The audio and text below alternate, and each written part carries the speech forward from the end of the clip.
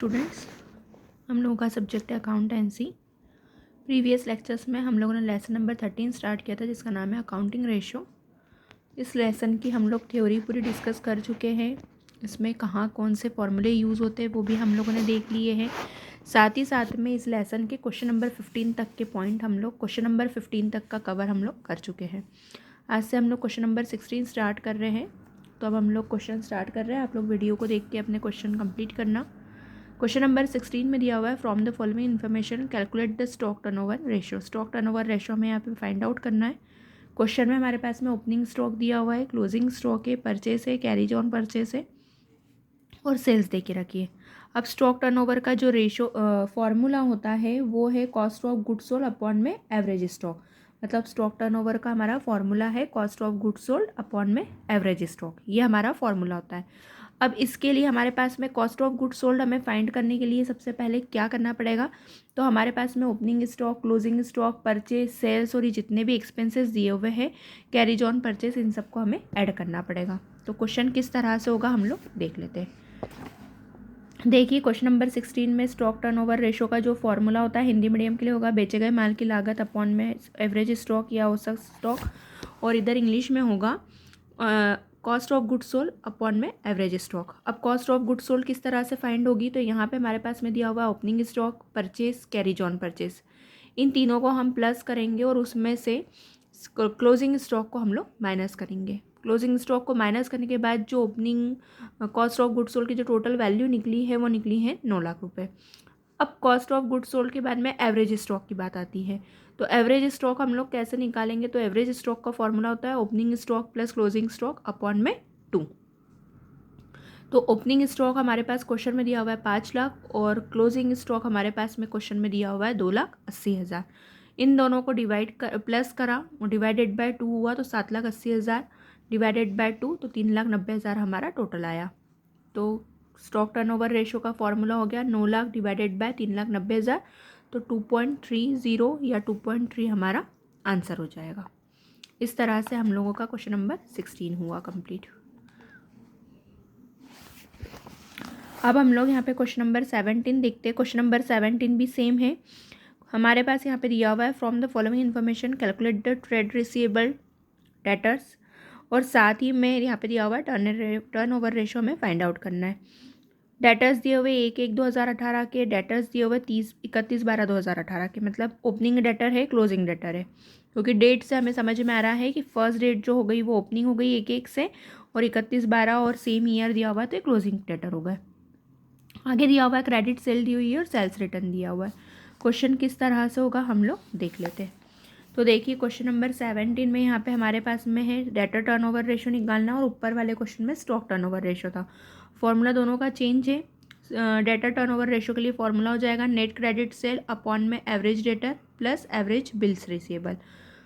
क्या हो जाएगा, क्वेश्चन किस तरह से होगा, तो नेट सेल किस तरह से निकलेगी, नेट क्रेडिट सेल हमको निकालना है तो उसमें से हम लोग क्या करेंगे, एक्चुअल में जो हमारे पास में वैल्यू दे के रखी 16 लाख में से 1 लाख रुपए हम लोग माइनस करेंगे तो आया 15 लाख। ये 15 लाख हमारी हो गई नेट सेल। अब इस नेट सेल में एवरेज डेटर मतलब ओपनिंग डेटर और बिल्स रिसीवेबल यानी इन दोनों को ऐड किया और उसके बाद में डिवाइडेड बाय 2 होगा। तो देखिए क्वेश्चन नंबर 17 किस तरह से पूरा हो रहा है। आप लोगों को इस लेसन को कंप्लीट करने के लिए सिर्फ फॉर्मूलेज लर्न करने पड़ेंगे। जब तक आप लोग फॉर्मूला लर्न नहीं कर पाएंगे तब तक आप क्वेश्चन भी नहीं कर पाएंगे। इसलिए क्वेश्चंस करने के लिए फॉर्मूले पहले लर्न करो। तो अब हम लोग देखते हैं क्वेश्चन नंबर 18। क्वेश्चन नंबर 18 में हमारे पास में सिर्फ एक चीज़ दी हुई है from the following information calculate the trade payable, bracket में दिया हुआ है क्रेडिटर टर्नओवर रेशो। ऊपर था डेटर टर्नओवर रेशो यानी रिसीवेबल था, ट्रेड रिसीवेबल था, और नीचे हमारे पास में दिया हुआ है क्रेडिटर टर्नओवर रेशो यानी trade payable ratio. Credit purchase दी हुई है, क्रेडिटर दिया हुआ है और बिल्स पेबल दिया हुआ है। ये सारी चीज़ें हमारे पास दी हुई है। क्वेश्चन 18 किस तरह से होगा, तो नेट क्रेडिट परचेज सेम हो जाएगा, नेट क्रेडिट परचेज अपॉन में क्रेडिट एवरेज क्रेडिटर और एवरेज बिल्स पेबल। यहाँ पे हमको डेटर टर्नओवर रेशो था, तो एवरेज डेटर और बिल्स रिसीवेबल हो गया। यहाँ पर हमारा क्रेडिटर टर्नओवर रेशो है, तो एवरेज क्रेडिटर और बिल्स पेबल हो जाएगा। क्रेडिटर के साथ में मतलब यहाँ पे लाइबिलिटीज़ के लिए क्रेडिटर और बीपी आ जाएगा, और ऊपर असेट के लिए डेटर और बीआर आ जाएंगे। बाकी फॉर्मूला सेम रहेगा। यहाँ पर हम लोगों ने ऊपर क्वेश्चन में नेट सेल पर फाइंड आउट करी थी, क्वेश्चन नंबर 18 में हमें नेट परचेस निकालना है। तो क्वेश्चन नंबर 18 देख लीजिए।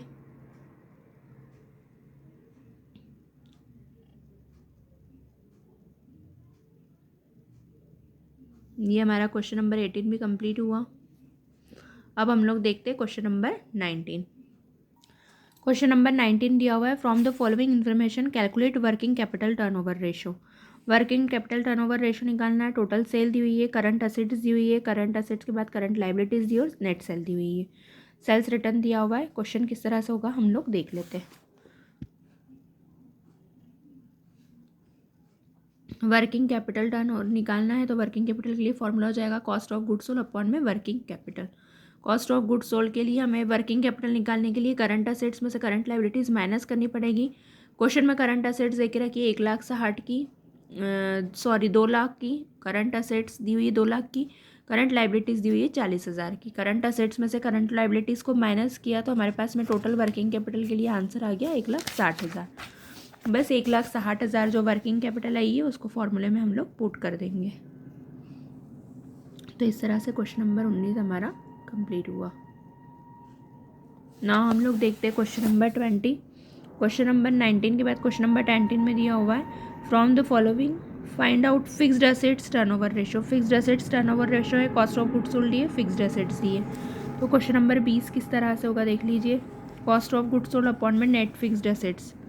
तो फिक्स्ड एसेट्स कैसे निकलेगी, फिक्स्ड एसेट्स का जो भी डेप्रिसिएशन दिया हुआ है वो हम लोग इसमें से माइनस करेंगे। अब नेट फिक्स्ड एसेट्स में से डेप्रिसिएशन हमारे पास कुछ भी नहीं दिया हुआ है, तो कॉस्ट ऑफ गुड्स सोल्ड और फिक्स्ड एसेट्स ही दी हुई है। तो कॉस्ट ऑफ गुड्स सोल्ड की वैल्यू है 10 लाख और फिक्स्ड एसेट्स की वैल्यू है 2,50,000।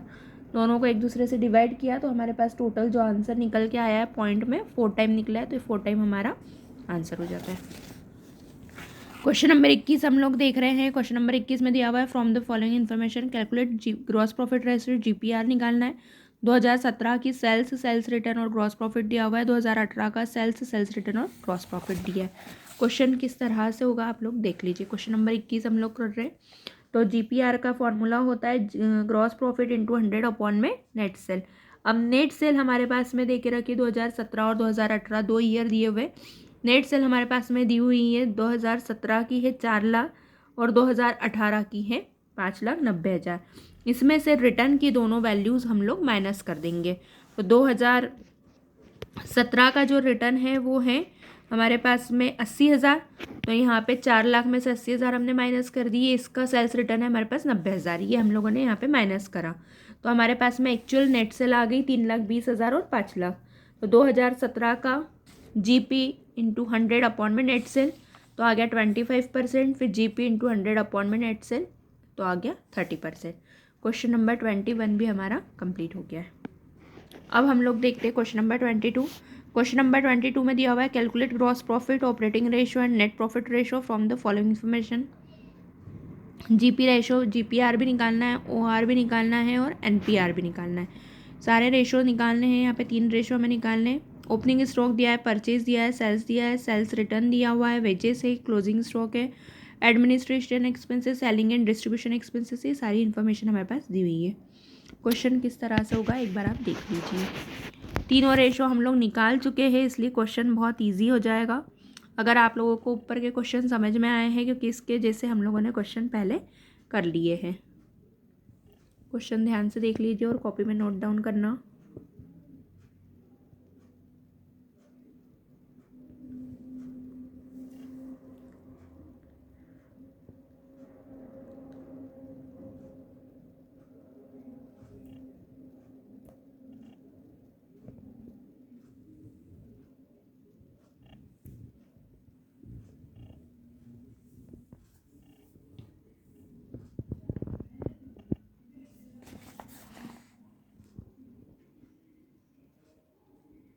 क्वेश्चन ध्यान से देख लीजिए।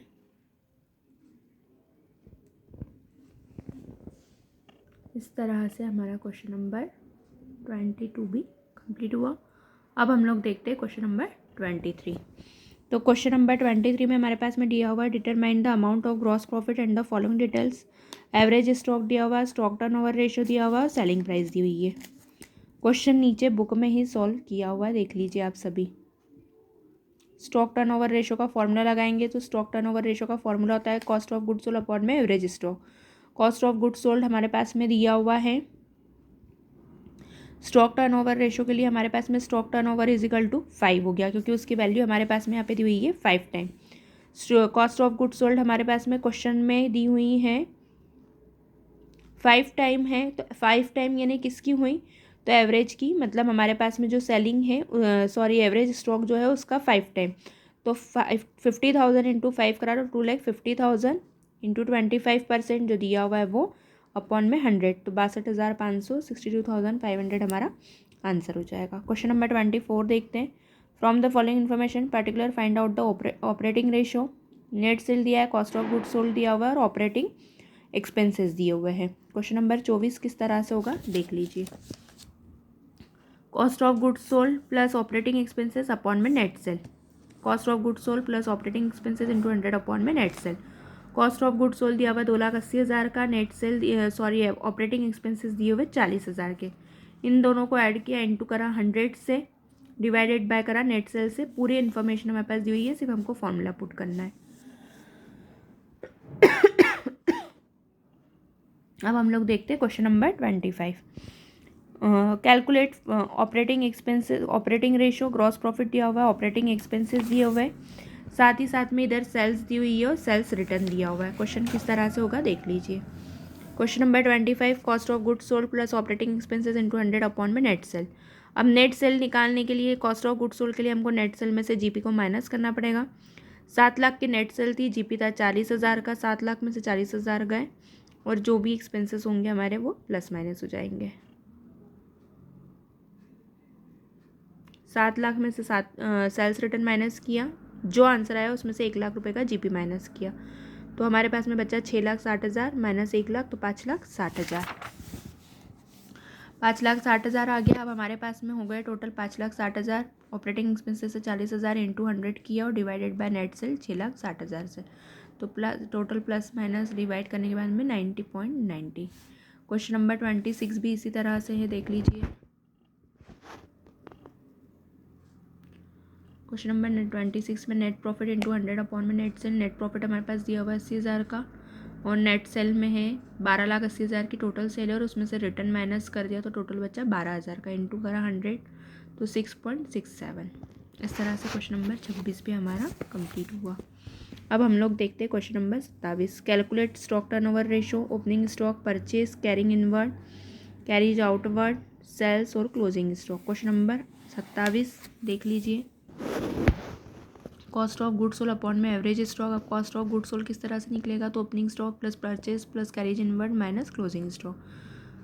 पूरी वैल्यू पुट कर दी, एवरेज स्टॉक निकल आया। एवरेज स्टॉक निकालने के लिए opening stock plus closing stock divided by 2, तो 40,000 प्लस 20,000 डिवाइडेड बाय 2 करा तो 30,000 और स्टॉक टर्नओवर रेशियो का फॉर्मूला हम लोगों ने पुट कर दिया। कॉस्ट ऑफ गुड्स सोल्ड है 1,30,000 डिवाइडेड बाय एवरेज स्टॉक 30,000, तो 4.33 टाइम। क्वेश्चन नंबर 27 भी कंप्लीट हुआ।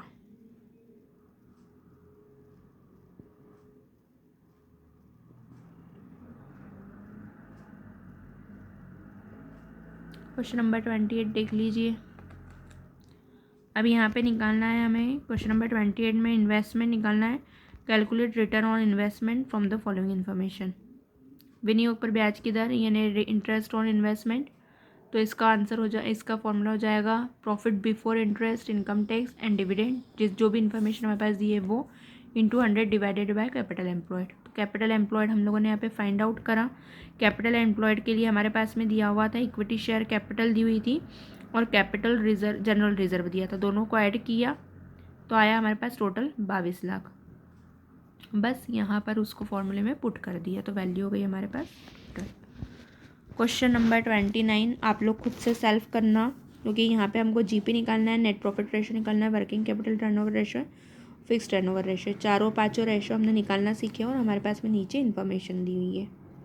वैल्यूज़ में सिर्फ आपको पुट करते जाना है। क्वेश्चन किस तरह से होगा आप लोग खुद से सॉल्व करेंगे। अब